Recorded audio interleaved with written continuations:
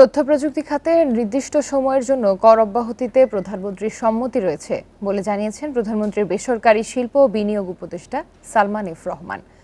সোমবার সফটওয়্যার ব্যবসায়ীদের সংগঠন বেসিসের নতুন নির্বাহী কমিটির অভিষেক অনুষ্ঠানে প্রধান অতিথির বক্তব্যে তিনি একথা জানান।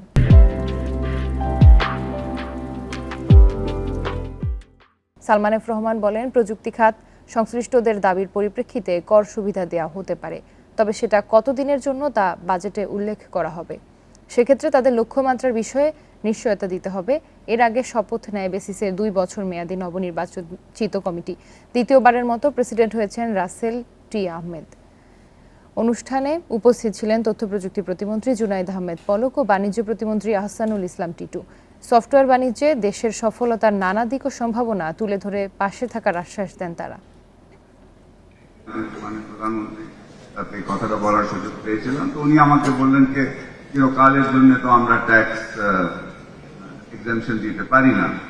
আমি বললাম না, আজকে সেমিনারে ওনারা যে প্রস্তাবটা দিয়েছেন তারা চিরকালের জন্য চাচ্ছে না, তারা বলছে যে আমাদের একটা প্ল্যানিং দরকার।